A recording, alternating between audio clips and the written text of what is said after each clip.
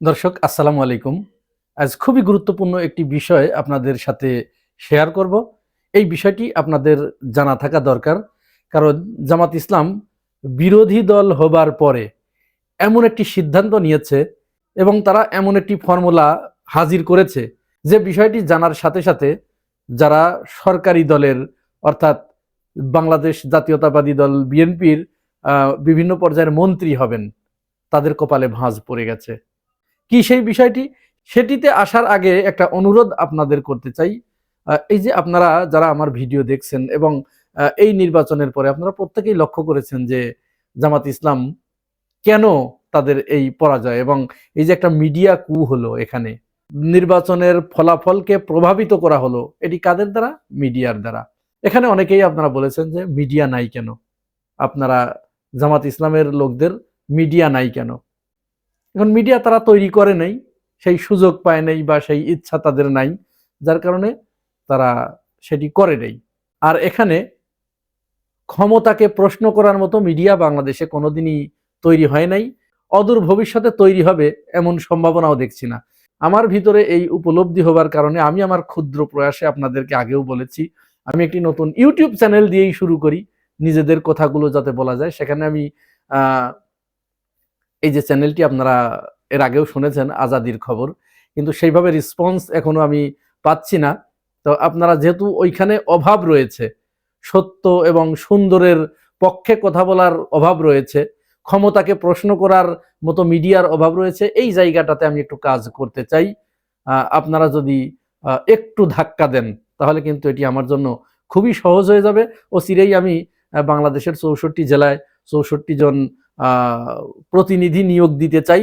তার আগে তো এটাকে একটা পর্যায়ে নিয়ে যেতে হবে, না হলে হুট করে মানুষকে যখন আমি বলবো যে এখানে আসেন আপনাকে প্রতিনিধি নিয়োগ দিতে চাই, তখন তো সে আমার চ্যানেলের অবস্থা যখন দেখবে কেউ আসবে না। এই প্ল্যানটা আপনারা যদি মনে করেন, আমার ভিডিও যারা দেখছেন তারা প্রত্যেকেই যদি একটা করে ক্লিক মারেন, 2-1 মিনিটের ভিডিও সেখানে আছে, খবরগুলো আছে, একটা করে খবর দেখলেন আর একটা করে ক্লিক মেরে দিলেন, তাহলে কাজটা কিন্তু আমার জন্য খুব ইজি হয়ে যাবে। আমি খুব দ্রুত সামনে আগাতে পারবো। তাহলে এবার চলুন আমরা ওই বিষয়টিতে চলে যাই। যেটা বলতে চাচ্ছিলাম যে সরকারি দলের যারা মন্ত্রী হতে যাচ্ছে, বিরোধী দলের অর্থাৎ জামাত ইসলামের একটি ঘোষণায় তাদের কপালে ভাঁজ পড়ে গেছে। হ্যাঁ, তারা বলেছে যে তারা ছায়া মন্ত্রী পরিষদ গঠন করবে। এটাকে বলা হচ্ছে শ্যাডো ক্যাবিনেট। এই শ্যাডো ক্যাবিনেটের ধারণা বাংলাদেশে ইতিপূর্বে কেউ কেউ বলেছে, তবে এত জোরালোভাবে কিন্তু আসে নাই। এই ধারণা বাংলাদেশে শিশির মনির, আপনারা জানেন তিনি একজন বিখ্যাত আইনজ্ঞ, এবং এই আইনের জায়গায় তিনি আমার মনে হয় যে একটা পর্যায়ে ইন্টারন্যাশনাল আইনজীবী তিনি হয়ে যাবেন।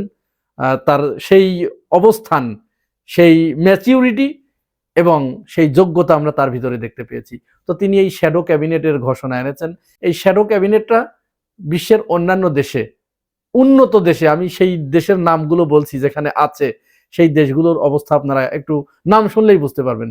প্রথমত অস্ট্রেলিয়ায়, দ্বিতীয়ত যুক্তরাজ্য অর্থাৎ যেটা ব্রিটেন, তৃতীয়ত নিউজিল্যান্ড, কানাডা, আয়ারল্যান্ড, এই দেশগুলোতে পুরাপুরিভাবে ছায়া ক্যাবিনেট আছে। ছায়া ক্যাবিনেট মানে বিরোধী দল সরকারি দলের পিছনে পিছনে, সরকারি দলের যে যে ক্যাবিনেট থাকে, যে যে মন্ত্রণালয় থাকে, বিরোধী দল সরকারি দলের সমস্ত কার্যক্রমকে পরখ করার জন্য, তাদের ভুলগুলো ধরে দেবার জন্য সেই সেই মন্ত্রণালয়ের একজন করে মন্ত্রী তারা নিয়োগ দেয়। এটি বেসরকারি, এটার কোনো সরকারি কোনো বৈধতা থাকে না। তবে তারা ওই মন্ত্রণালয়ের যে মন্ত্রী থাকেন সেই মন্ত্রীর পিছনে তাকে লাগিয়ে দেওয়া হয়। যেমন উদাহরণস্বরূপ আমি বলি, মনে করেন বিএনপি সরকার গঠন করলো এবং অর্থমন্ত্রী দিল একজনকে।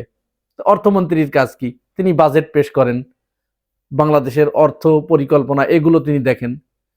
ঠিক বিরোধী দল থেকে অর্থাৎ জামাত ইসলামের পক্ষ থেকে 11 দলীয় জোট থেকে একজন অর্থমন্ত্রী, ছায়া অর্থমন্ত্রী নিয়োগ দেওয়া হবে। তিনি কি করবেন? সরকারি দল যে বাজেট প্রণয়ন করলেন, এই বাজেটের যে ভুলগুলো আছে, এই বাজেট কি জনবান্ধব নাকি জনবিরোধী?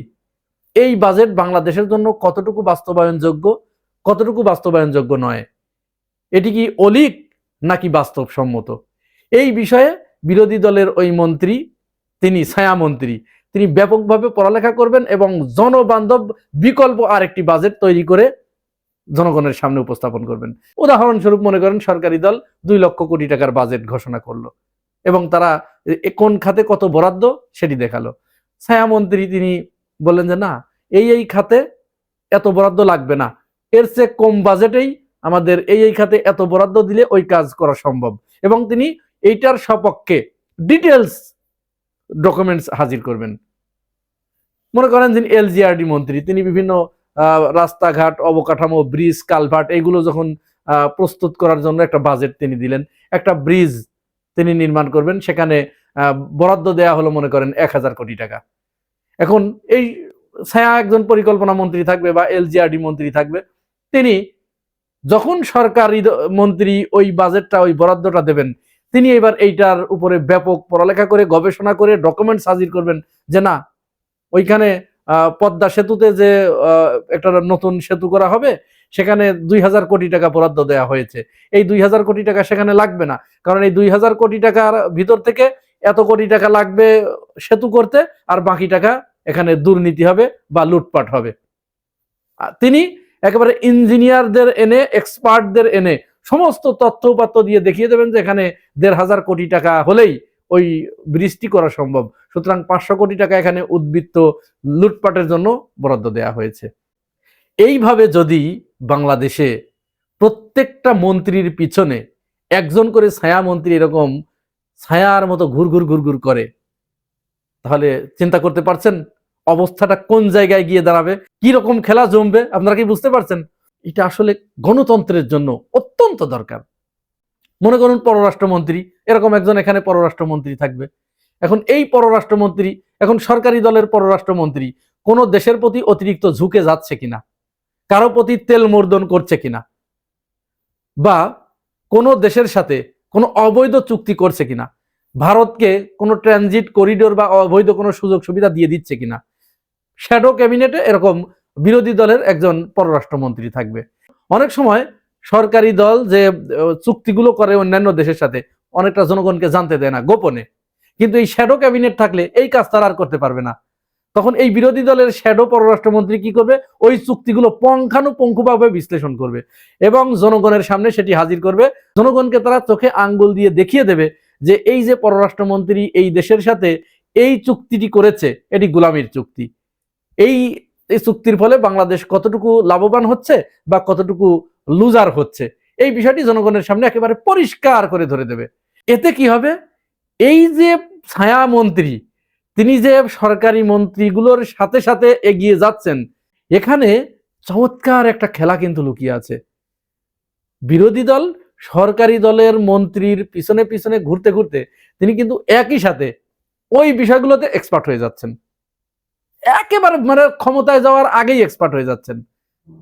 যেমন মনে করেন বিএনপি 30 সদস্যের মন্ত্রিসভা গঠন করার একটা চিন্তা ভাবনা করছে, তারেক রহমান ঘোষণা দিয়েছেন।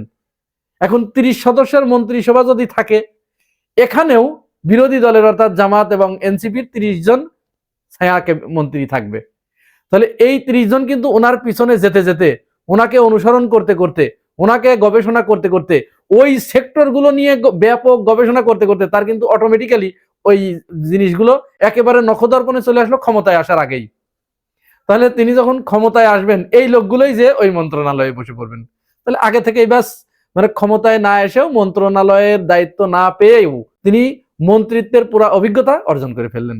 এখন এই বিরোধী দলের শ্যাডো মন্ত্রীরা, ছায়া মন্ত্রীরা যখন সরকারি দলের ওই মন্ত্রীদের পিছনে ঘুরঘুর করবে, বলেন ওদের চোখে ঘুম থাকবে? ও আর ওই সারা রাত ধরে ঘুমাইয়ে সকালবেলা বাজেট নিয়ে সংসদে যাবে না, ওকে ঘুম হারাম করতে হবে। কারণ ওর মাথার ভিতরে তখন থাকবে যে আমার পিছনে একজন আছে, এখানে এলোমেলো করলেই আমার পিছনে সে জনগণকে আমার থেকে উত্তমটা, আমার থেকে বেটারটা মানুষের সামনে হাজির করবে, তখন তো আমার জারিজুরি ফাঁস হয়ে যাবে। পরিকল্পনা মন্ত্রী তিনি চিন্তা করবেন, মানে গভীরভাবে অধ্যয়ন করবেন এবং তিনি চিন্তা করবেন যে এখানে যদি একটু এলোমেলো করছি, তাহলে তো আমার যে ছায়া আছে সে তো জনগণের কাছে সঠিকটা যখন তুলে ধরবে, জনগণ তো ওরটা গ্রহণ করে ফেলবে, তখন তো আমার সরকারি দলের 12টা বেজে যাবে। পররাষ্ট্রমন্ত্রীও ঠিক একই চিন্তা করবেন। এই যে জামাত ইসলামের পরিকল্পনা, এই পরিকল্পনাকে সাধুবাদ না জানিয়ে পারছি না। তাদের ভিতরে যে কিছু ম্যাচিউরিটি আসছে, তারা যে রাজনীতিতে নতুন একটি বন্দোবস্ত চালু করতে যাচ্ছে, বাংলাদেশের রাজনীতিকে নতুন একটা ধারায়, নতুন একটা গতিতে এগিয়ে নিয়ে যেতে চাচ্ছে, এটি বোঝা যাচ্ছে।